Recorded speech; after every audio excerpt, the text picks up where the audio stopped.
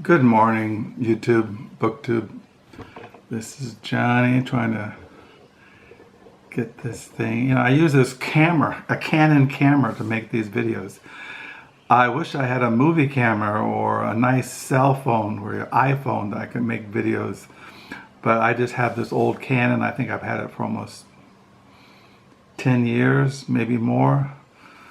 And that's what I make my videos on. So they're not high production, it's not edited, it's not, I don't have any lighting or any kind of microphones. It's just me trying to be me, spontaneous, no rehearsal, no editing, no lighting, no high-tech cameras, no microphones. No, just the backdrop of our kitchen, sitting here in the dining room. Here inside the hermit hut, it is 9:45 in the morning. It is June the 14th, 2024. We're going in the middle of the month. Yeah, so I thought I'd make a video. My wife left this morning with our granddaughters, Josie and Cora, to help fold church bulletins. And first I wasn't going to make a video. It's a Friday. I thought about doing a Friday reads, but as you all can see from my videos that I'm a very slow reader. I don't read, 1,000 books a month. I don't read a book a week. I just read at my own pace. And sometimes I don't finish a book. I just read because I like to read. I don't have a goal of finishing something or feel pressure to finish something. I just read for enjoyment. It's like I said, when I look at my own life, I have a very simplistic personal narrative of my birth up until June the 14th, 2024. Not much really has happened in my life. Just the basic things that you go through. You go through your childhood, you go through teenage years, and you go through college, and you get married, and you have kids, and you work, and if you're a Christian, you go to church, and you retire and you grow old and you die. So I like reading because I can look at a different narrative, a different life. But what I thought I'd do in this video is not do a Friday reads, but yeah, I will show you what I read last night before I went to bed. I started reading a Philip Kerr. These are Bernie Gunther novels. Well, the one I have down is called a thriller. I don't know if this is a thriller, but this is in that series, the Bernie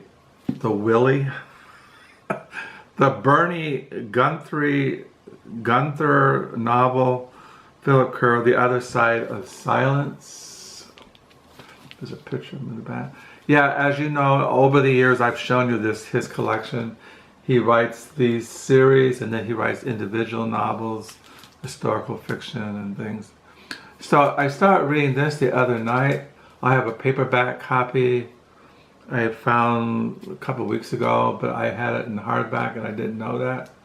So I got the hardback out to read it. Just to break up what I was reading very esoteric, very brainy kind of intellectual stuff, and I thought I'd just read something simple.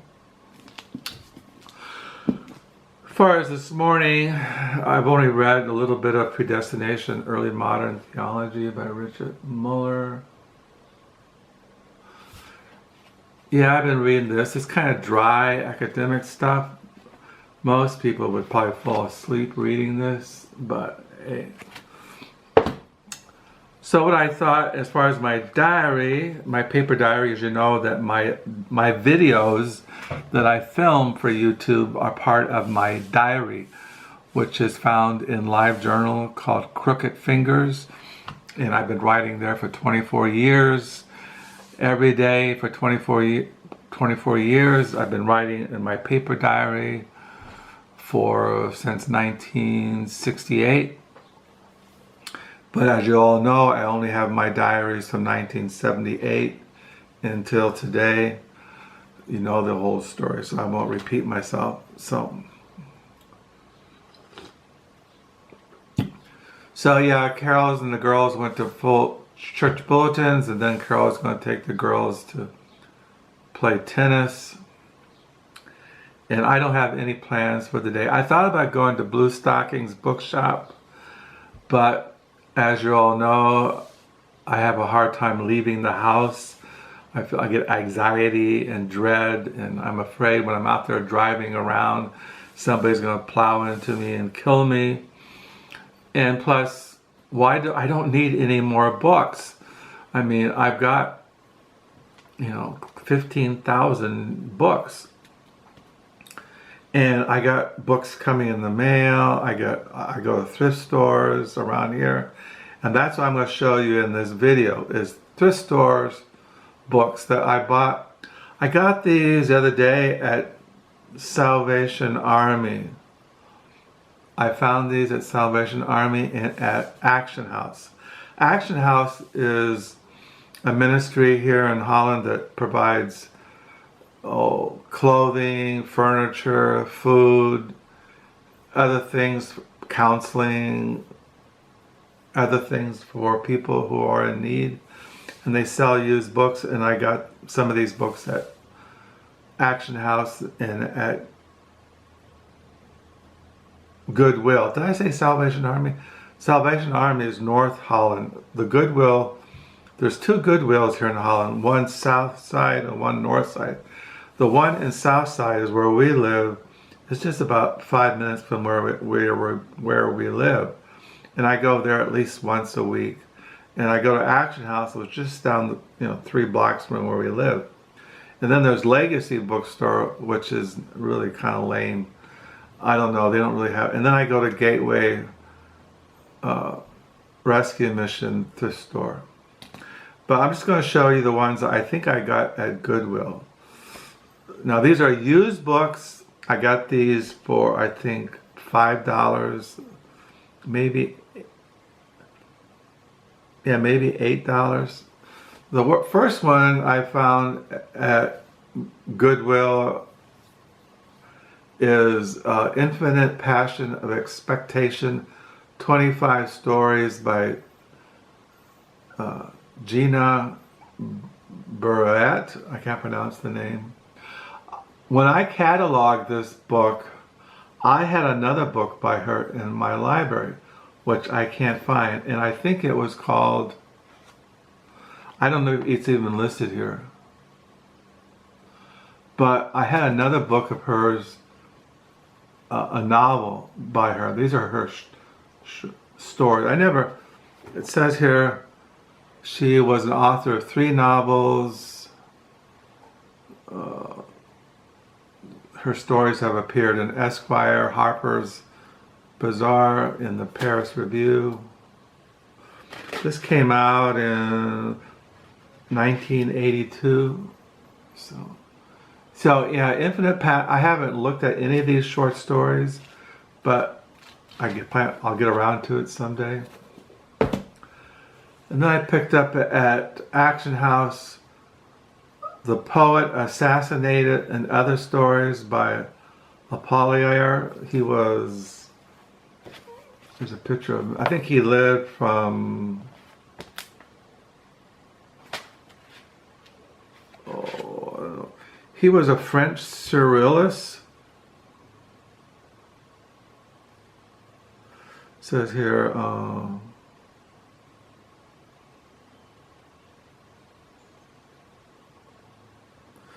the 15 other stories are witty, fanciful, supernatural tales of love and death and nobility of the human attempt to come to terms with them.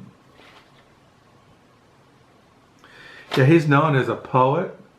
surrealist poet. This is translated out of the French by Ron Padgett.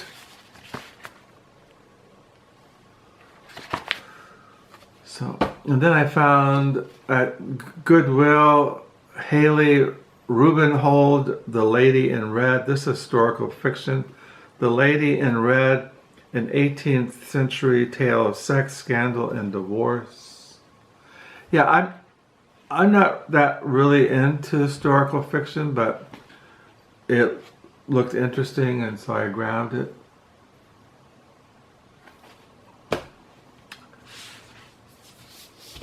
I can't remember where I got this at. I think I got this at Action House. Reading Claudius, a memoir in 2 parts by Caroline Helder.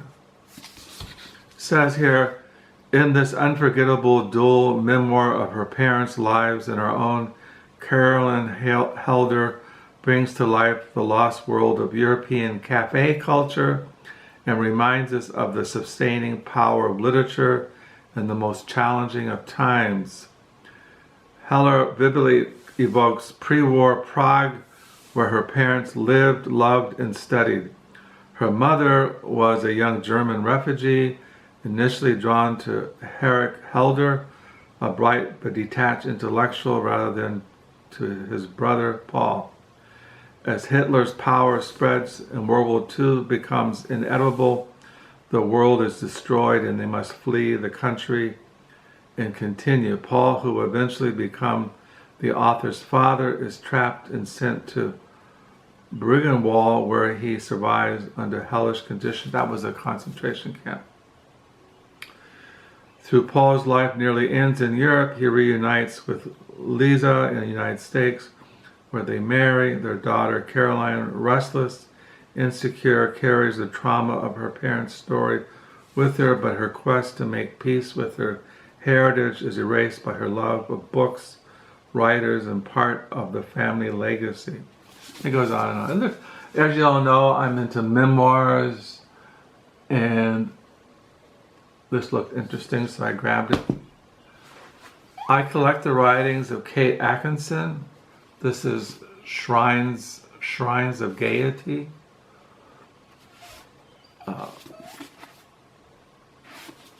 So I got from my Kate I have not read her, even though I collect her writings. I've never dehauled her.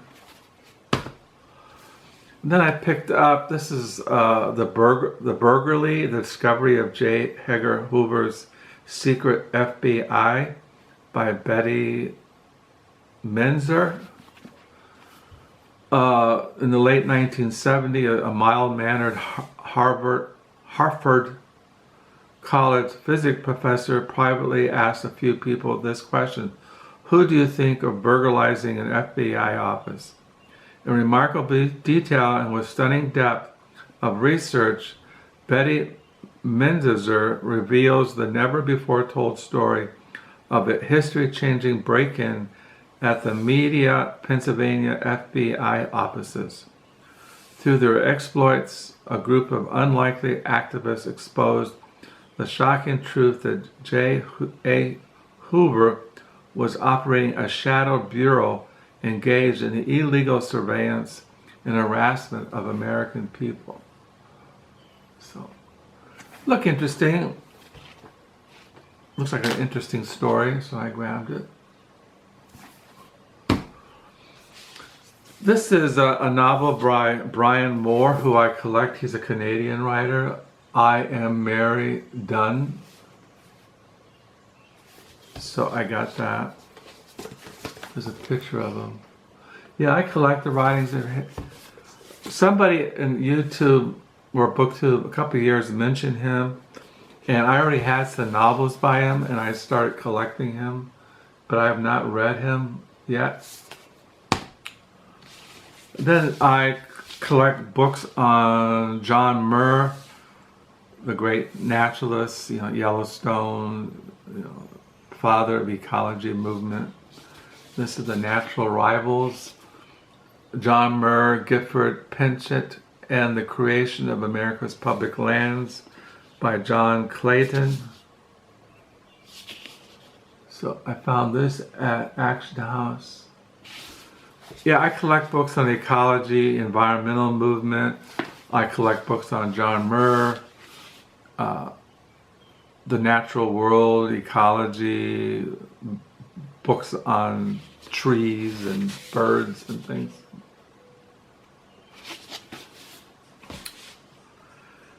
And then I found this novel by John Dee, a finalist for the Pulitzer Prize, The Locals. I found out I already had a copy of this and another novel by him, but mine was a library withdrawal, and this is a donation. It's in perfect condition, and I'll take my library withdrawal edition and I'll put it in a box that I have. I have a box of books in my car to take to either Blue Stockings or Goodwill. There are doubles, so I have a double of this. I do want to read his writings. I have another one of his, and so yeah, I got this. I had this in an old beat-up hardback with no slipcover, but I found a perfect condition of Tom Robbins' A Tibetan Peach Pie, a true account of an imaginative life. This is in perfect condition. Mine was a beat-up old hardback. As you see, it's just in perfect condition. I don't know if it's the first edition. Let me see here. It's the first edition. This came out in 2014. Now, Tom Robbins is known for, I collect his writings. I first came across him when I was back in the 60s. He wrote Another Roadside Attraction, which I read last year or the year before. Even the Cowgirls Get the Blues, which I read. Still Life with Woodpecker, Jitterbug Perfume, Skinny Legs, and Half Asleep in Frog Pajamas, Fierce Invalids Home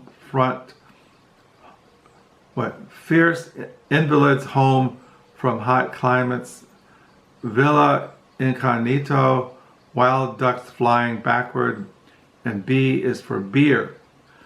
He is the father of 3 sons. Robin lives with his wife and their dog in someplace in Washington. But this came out in, what year did this one come out? 2014.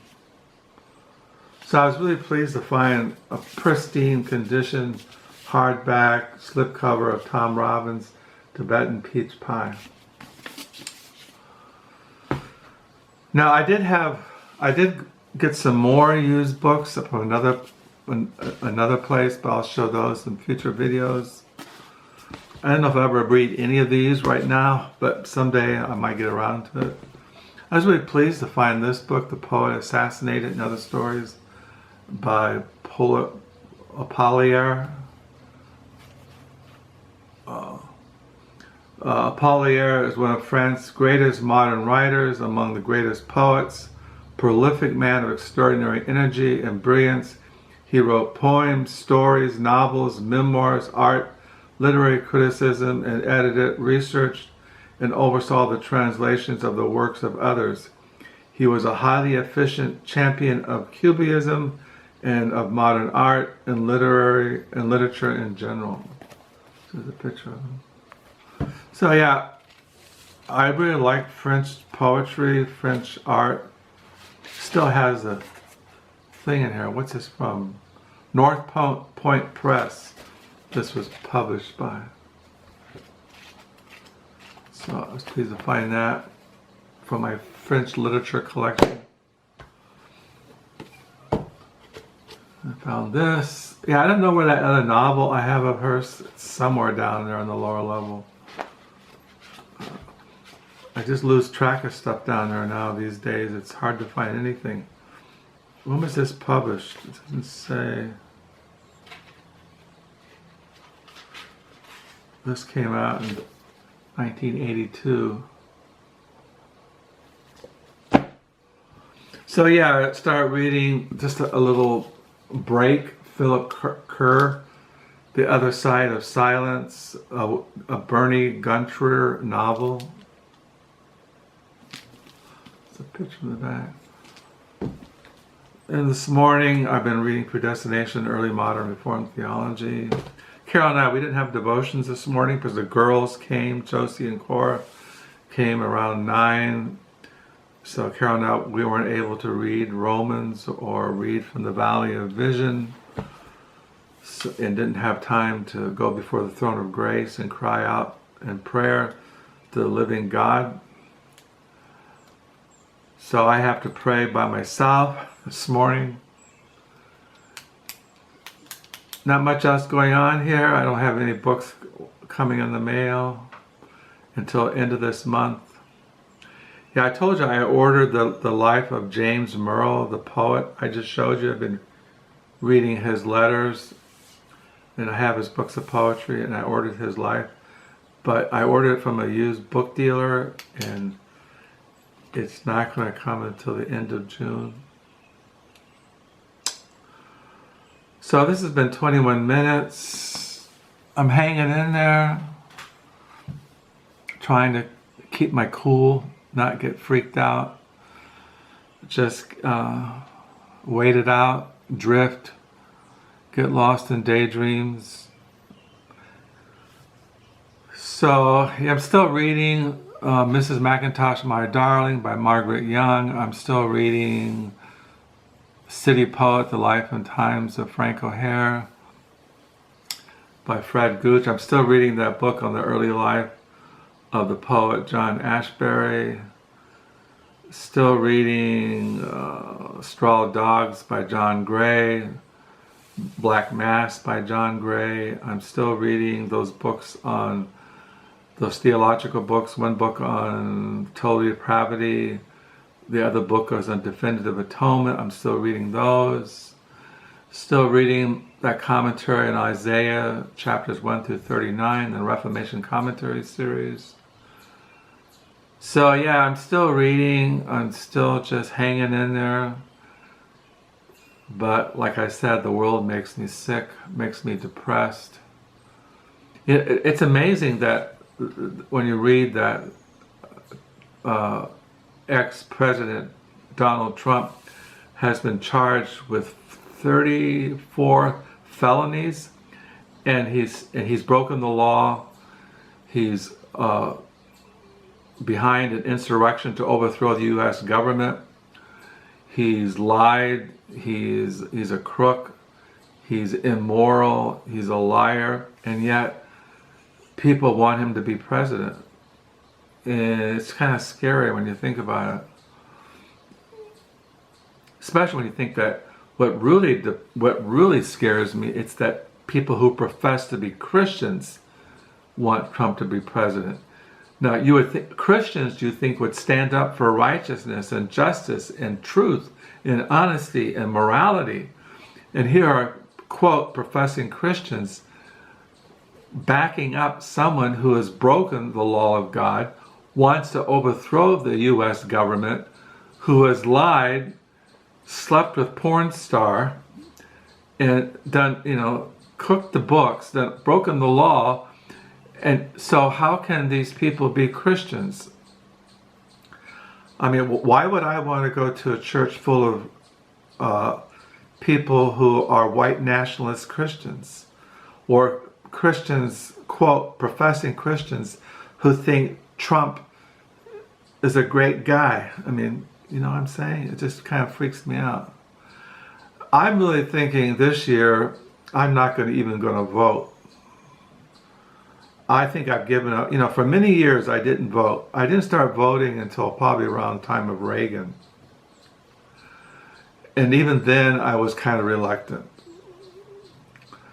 And then, but when I only started voting because my wife, she votes all the time on every kind of election. But I'm thinking I've given up on politics. I don't think that I think we're under divine judgment. and we deserve the wrath of God. So with that political comment, that good news, Mr. Positive, and cheery, I'll sign off. I just showed you some used books, what I'm reading, writing in my diary on page 509, and I'm just waiting for the second coming of Christ. So I hope you have a good weekend. Thank you for the comments. Forgive me for my political commentary. If I've offended anybody, that's never my intention. I just try to be real here. Like I said, I don't rehearse. I don't seek to be politically correct, even though I don't want to be offensive or step on anybody's toes. I just thought I'd just share where I'm coming from. And you have the right to disagree. There should be we should have civic discourse. We should have the freedom to disagree and to have different perspectives and different political views, and not hate each other or get angry at one another, but just be willing to share our views, get it out, but yet to be polite, to be gentlemen, to be just to be I don't know. Anyway, I'm rambling. I'll sign off. Once again, thank you for watching.